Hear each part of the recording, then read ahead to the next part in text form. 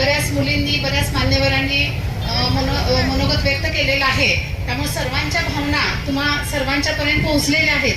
फक्त एकच मिनिटात मनोगत व्यक्त करायचं असल्यामुळे मी एवढंच सांगेन की हे जे घडलं ते चांगलं घडलं असं मी म्हणणार नाही, कारण निर्भयाचं प्रकरण झालं, कलकत्त्यामध्ये घडलेलं डॉक्टर मुलीवरती झालेलं प्रकरण असेल किंवा आजही राजस्थानमधलं प्रकरण असेल, या घटना वारंवार घडतात। याचा अर्थ काय, हा फक्त प्रश्न स्वतःला विचारण्याची गरज आहे असं मला वाटतं।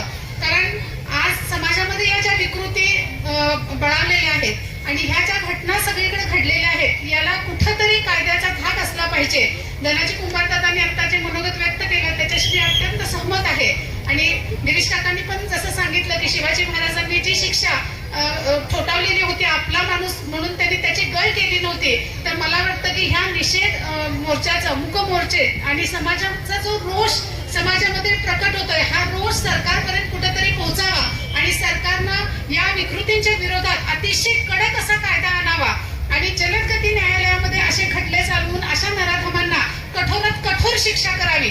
तसंच या निमित्तानं आता इथे ज्या विद्यार्थिनी उपस्थित आहेत त्यांनाही मी सांगू इच्छिते की अशा प्रकारचं आपलं वातावरण हे सुरक्षित राहिलेलं नाहीये, तर या असुरक्षित वातावरणामध्ये स्वतःला टिकवण्यासाठी स्वतः सक्षम झालं पाहिजे आणि त्याच्यासाठी आपण शाळेमध्ये असताना किंवा आपल्या घरामध्ये वावरत असताना आपण स्वतःची जडणघडण कशी करतो हे खूप महत्वाचं आहे आणि त्या दृष्टीने प्रत्येकीनं सजग राहणं खूप गरजेचं आहे। कारण आजची स्त्री घरामध्ये सुरक्षित नाहीये, आजची स्त्री कामावरती सुरक्षित नाहीये, आजची मुलगी शाळेमध्ये सुरक्षित नाहीये आणि हे सगळं चित्र जर बदलायचं असेल तर आपल्याला पेटून उठावं लागेल आणि याच्या विरोधात कडक कायद्याची तरतूद करावी लागेल असं मला वाटतंय। आणि या मूक मोर्चाच्या निमित्तानं मी आमच्या डॉक्टर संघटनेच्या वतीनं या घटनेचा तीव्र निषेध करते आणि पुन्हा समाजामध्ये अशा घटना पुढेही घडू नयेत अशी ईश्वरचरणी प्रार्थना करते। धन्यवाद। प्रेरणादायी मनोगत